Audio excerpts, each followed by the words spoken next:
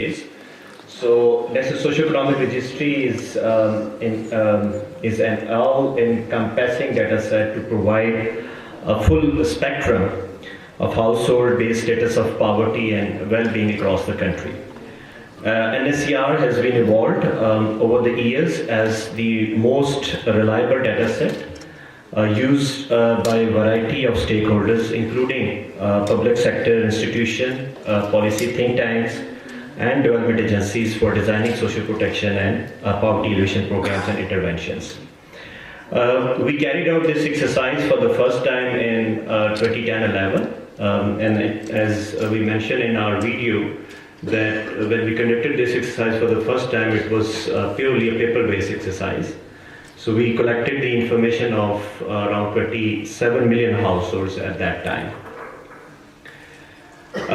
We started the update of this database because we were receiving this criticism that the information we collected in 2010-11 is static and we are not updating this information, and those who are part of receiving the benefits, they are continuing receiving benefits, and those who are out of the program, they are not getting the opportunity to become part of the program. So we started consultation with different technical people, stakeholders, to work on updating this registry.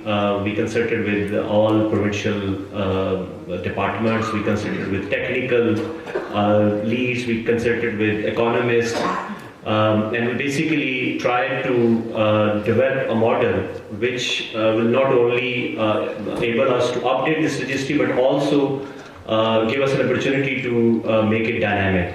So when we designed this NSER update, we designed with a passion and with the point of view that we will make this registry as a dynamic registry. So this NSER update was started with a pilot in 14 districts back in 2017, but the major rollout was initiated in 2019. So as of today, we have now completed the NSER update all across the country, and we covered 100% household in the country. Through this update, we collected accurate socioeconomic data of 100% of the household in all districts using the socioeconomic updated poverty scorecard questionnaire. Household profiling performed on the basis of socioeconomic characteristics. Update has reduced the error, both inclusion and exclusions in the repository. Today we have a data of 34 million households in our database. And this will serve to identify the poor household for potential assistance to various initiatives of SARS, not only through SARS, but all other initiatives in the social protection, whether at a federal level or at the provincial level. Next. So the coverage, we covered all 160 districts across Pakistan, and we divided the country into 8 clusters for carrying out this survey activity. So we set a benchmark to set a target to cover each and every household as we take 2017 census caseload. And the benchmark was to cover 33.1 million households on the basis of 2017 survey. Since there were 3 years we spent on completing this activity, there was population growth during that time. When we completed this activity, we were able to cover 34.4 million households all across the country. We used 43 indicators, including demographics, geographics, health, education, socioeconomics, and assets.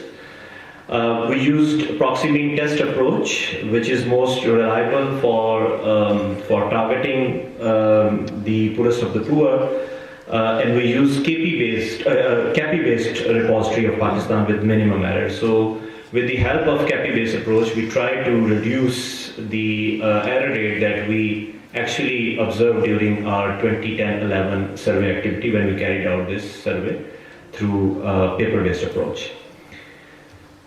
So to just let you know how we divided a whole country into 8 clusters, as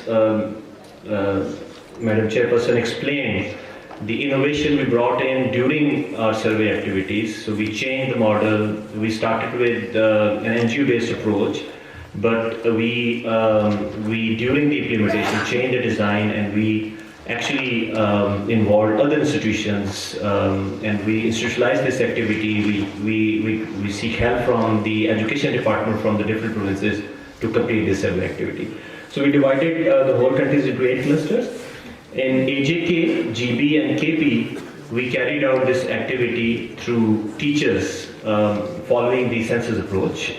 So we trained all the teachers, we procured the tablets, and with the help of the teachers, we completed the survey in AJK, GB, and KP.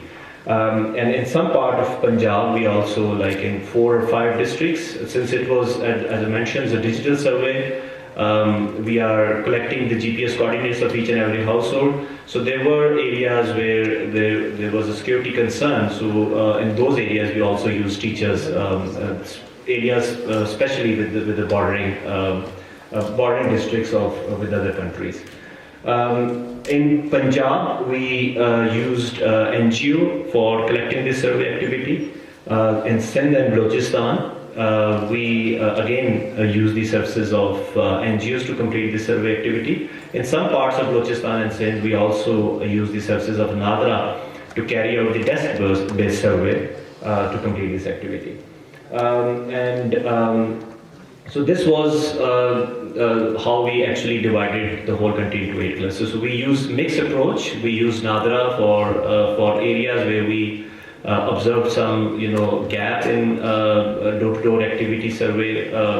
So we completed the coverage with the help of NADRA. So we used teachers, and we also used the NGOs hired through a competitive process for completing the survey activity. Next. So how the survey is carried out. So we, as I mentioned, we covered each and every household. So we knocked each and every door of the country using the CAPI approach, and we used 43 variables to complete this activity. The survey was asset and consumption based data approach, and on the basis of data we collected from the field, we calculated the score of each and every household of the country and rated between 0 to 100. So 0 means poorest of the poor and 100 means well off. In order to ensure the survey quality, we used different approaches, like we hired third party for spot check and process evaluation. The third party remained in the field on continuous basis, shadowing the survey teams and sending us the reports on the quality of this survey exercise. We also set up here the control room through which we actually monitor the each and every numerator. We monitor each and every NGO, the teacher that we involved for the carrying out the survey activity, and giving continuous feedback to the field for improving the coverage. So we were here managing all the field teams by sitting in the control rooms. And at the end of the survey exercise, we conducted the data validation with the help of NADRA. So all the CNSEs received from the field through this survey exercise were validated from NADRA database, and there were certain elements like age, gender, marital status, name, all were validated from NADRA database. Next. On the completion of the survey exercise, let me share with you the process of the beneficiary identification. So when we say the beneficiary identification, we are talking about the beneficiary of our program. So following the same process, all other social protection programs, whether at a federal level or provincial level, can can use this database to identify potential beneficiaries for their programs. So the first process was the data collection. Then we, in the second step, we calculated the PMT score of each and every household. Then mother was involved for the data verifications. We used the exclusion filters to ensure that the beneficiary we are identifying is actually poor. So these exclusion filters were used to overcome the expected misreporting that happened during these kind of survey exercise.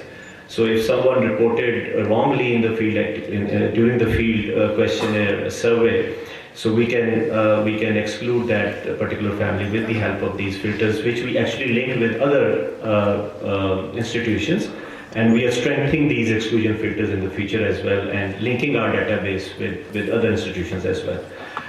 So all those passing through these exclusion filters are declared as beneficiary to receive all the benefits under the SAS program.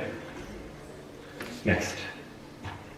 So let me now share with you the important indicators that are available with us that we collected during the field, and the purpose of sharing these indicators is to give opportunity to all the institutions sitting here working on these indicators to actually avail this data. Instead of carrying out their own activities and or exercise, they can avail this data set for the purpose of planning and for the purpose of executing their programs. So to start with, our first section of the questionnaire was about geographic data. So we collected information on temporary and permanent address of each and every household, contact numbers, GPS coordinates, province, district, tehsil, block and enumeration area. So now with the help of this GPS coordinate, our database can tell that, God forbid, if there is any shock happened or there is flood or earthquake. So our database can tell that what kind of households with what kind of welfare status residing in the affected area. So for the planning purpose, God forbid, if some area is affected by flood, we can tell that from 0 to 100, which kind of household residing in the affected area. Then we also collected the information on demographics of the households. So we collected information of each and every member of the household, total members of the households. We done the gender profiling, a number of children they have. So we collected the information of all the children, name and the Bay form. Then we carried out the age profiling, and we also collected the CNSE and the Bay form of the population whose CNSEs and Bay form were available at that time. Then we also collected information on education. So education status, literacy status of each and every member of the household. We also collected information on literate population. Out of school children information is available with us. We also have the information of children never gone to school. We also have gender bifurcation of children and with their education status. And we also collected information of reasons of being out of school. On the health side, we collected information on the chronic disease. So we have the information of priority diseases available with us. We also collected information on infant mortality and stillbirth.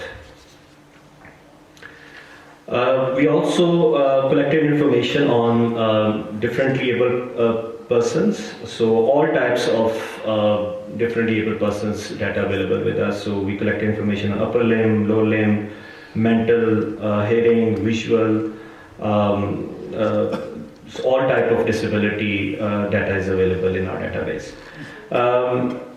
On employment status, we also collect information on employment, not employed but seeking work, retired, status and nature of the employment, whether they are daily wage, labor force, agree and non-agree, on job, if they are on job, whether they are serving public or private sector, on businesses, working hours and days, and labor force participation. On energy consumption, we collected information on availability of electricity, solar, UPS, generator, availability of gas, type of fuel used in household, whether it's fuel, wood, or other source of fuel they are using. Then we also collect information on appliances profiling being run on electricity. Then on household assets, we collected information on basic assets that that particular household has, like heater, washing machine, geyser, AC, fan, cooking range, television, refrigerator, sewing machine, a laptop, motorcycle, tractor, or a car, etc. On the structure profiling, we collected information on a dwelling and non-dwelling structure, type of structure such as houses, offices, health facilities, shops, hostels, hotels, and construction types and materials of that particular household. On communications, we collect information on internet availability, laptop computers and mobile phone. On agricultural land holding, we collect information on agricultural land availability, land units, area, cultivated land availability, and cultivated land units and area. On WASH, we have information available with us on formal and informal toilet availability, flush connected to public sewerage or pit or open drain, dry raised latrine, the rate of open defecation, and we also have information on source of drinking water that particular household has. We also have information on the livestock, so small and large livestock profiling, and what kind of livestock they have available in the households. So we used all these indicators to actually determine the socioeconomic status of the household and rated all the household, as I mentioned earlier, between 0 to 100. And not only we rated all the households from 0 to 100, we also classified these households into 5 socioeconomic statuses. You must be familiar with income quantiles, so following the same approach, we divided all the households into 5 socioeconomic statuses, which help the different programs to design their program. Like if someone intend to give benefits to only first quantile, we can identify that which household is falling under the first quantile, second, third, fourth, or fifth. So all type of socioeconomic statuses available with us, and with the help of PMT score, we can classify these households into different socioeconomic statuses. So this is one of the examples that we have information on households. I already explained that. Next. So at the end, I'm going to present the household coverage that we had province-wise. So we completed, and again, as I mentioned earlier, the benchmark was 2017 census number of households. So when we say the percentage of coverage, which is above 104%, we actually using the same benchmark of 33.1 million, 33.04 million households that is available from the census 2017. But we actually overshoot this data collection. So we completed 117% in AJK, 126% in Balochistan, 116% in GB, 100%, almost 100% in ICT, 125% in KP, 91.5% in Punjab, and 112% in Sindh. So overall coverage is 104%. So now we, as I mentioned, that we designed this survey with a vision to make this survey a dynamic survey. We collected this information in 2011 for the first time, and we were unable to, despite of all efforts, we were unable to repeat this exercise after 5 years. So ideally, this kind of activity should have been repeated after every 5 years, if we are going for this door-to-door survey. But the kind of situations we have, the hazards, security, all those things, it is very difficult. It's one of the lessons learned that we have. It's very difficult to carry out door-to-door activity every time. And you can Take the example of census. The census was carried out in 1998 and then it was collected in 2016. So it took almost 18 years to repeat the census. So similar kind of experience we also faced during our door-to-door activity. So having that lesson learned in mind, we designed our registry in a way that it should be dynamic and we should update certain information on a real-time basis. Giving the opportunity to the poor households to become part of the program if they were not during the first leg of door-to-door activity. So I will quickly present you that how we are making this registry a dynamic registry. So the static registry, the challenges of static registry is that carrying door-to-door activity for data collection has required a lot of efforts and resources. It took us 2 years to complete the first time in 2011 and 3 years in NSER update in 2021. So static registry does not cater the inclusion and exclusion error, and neither it's a shock responsive. Static registry does not take in changes in the socioeconomic status of the households until the registry is updated through door-to-door activity. When we completed this activity for the first time, we spent around 6 to 8 billion, and this time we spent around 10 to 12 billion. So every time spending 10 to 12 billion rupees is something is very cost expensive. So now we are transiting from static to dynamic registry to make it more targeting efficient to avoid possible inclusion and exclusion errors occurred due to continuous change in the socioeconomic status of the household, especially due to the demographic change in the household. So we prepared this following 6 steps that we are adopting to make our registry a dynamic registry. So as Madam Chairperson indicated that as we speak, we are already in the process of, we already made our registry as a dynamic registry. So our first point is door-to-door activity, which we have already completed.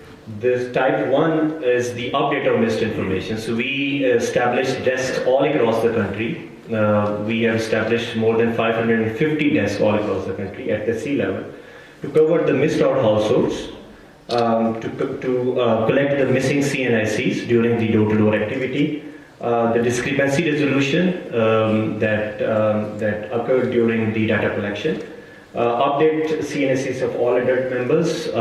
Then we are also ensuring to collect the pay form of all the children, and we're also giving the volunteer opt-out option for those households who are part of our any SRS program. If they consider that they are not eligible for receiving these benefits, they can always come and opt out from the program. In the type 2, which is currently in the process of development, and we are hopeful to launch this in next few months, is the roster update. So the demographic update is very important. So if there is a birth in the household, or if there's a death in the household, previously we were not updating this information.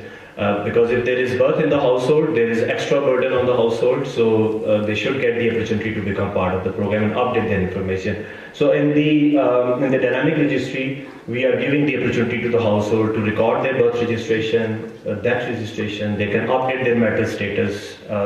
They can update their gender information if they provided wrongly during the door-to-door activity, and they can also update their disability status.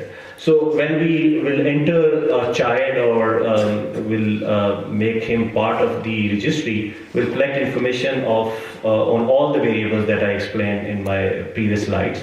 And we'll collect the information of child about gender, pay form. So all these status will be updated with either computerized national identity card or with the help of pay form. So with that, we are not also strengthening our registry, but we're also strengthening the civic registry, the national database registry as well, because we are making compulsory for the household to have the pay form or the CNIC prepared before interacting with our registry.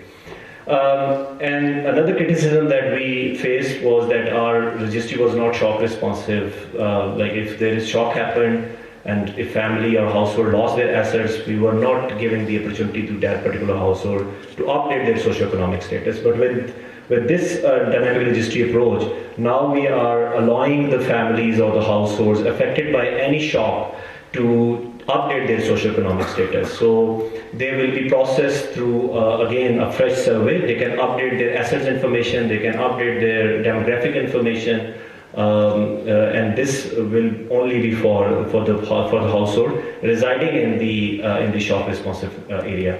So after this, wherever shock will occur, we will open the registry for the update of all the households residing on those particular areas. Next. For those who will not become part of the program, because as we mentioned, to give the benefits to the households, we have to determine a certain PMT score, keeping in view the availability of funds, keeping in view the resources we have. So currently, as I mentioned, we have PMT 32 as the eligibility cutoff to provide the benefits in all programs, whether it's SAS Kafalat or it's a conditional cash transfer program. So we are using the PMT score of 32. So those on the completion of the survey exercise who are over and above the PMT 32, they will also get the opportunity after 2 years to update their socioeconomic status. So it's very difficult to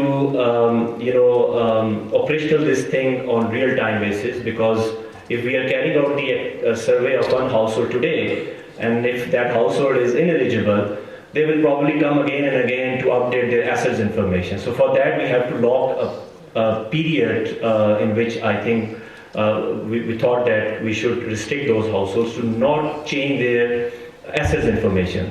So for those households, we are putting the bar of 2 years, and after 2 years, we will actually call all those households who are not part of the program.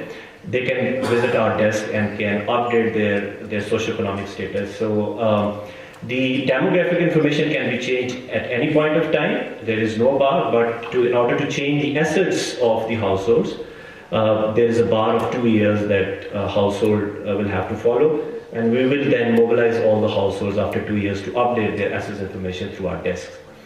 Then another criticism was previously that those who become part of the program, they remain in the program for like 10 years, and we haven't done any validation to exclude those, even if they are well off and better with time.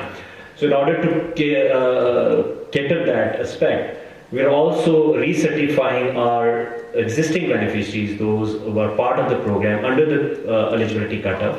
They will be responsible to visit our desks after every 3 years to update their socioeconomic status, and if they will not turn up, we'll stop their benefits. So after every 3 years, we'll give them 6 months to all those who are receiving benefits from the program to update their socioeconomic status, to recertify their socioeconomic status.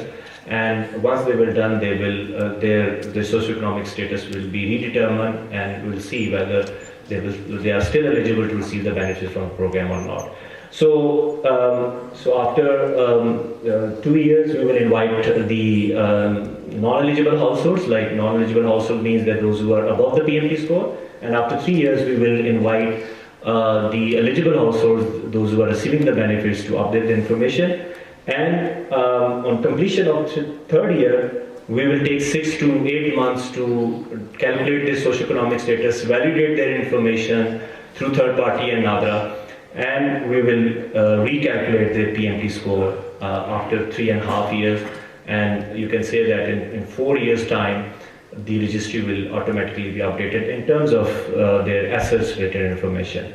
So these are the 6 steps that we are following to make our registry update. So after 4 years, our data will automatically be updated, and we will not require any door-to-door activity for the purpose of recertifying our database. And the information, those who consider themselves eligible or want to participate in the program can participate through type 4 and the type 5.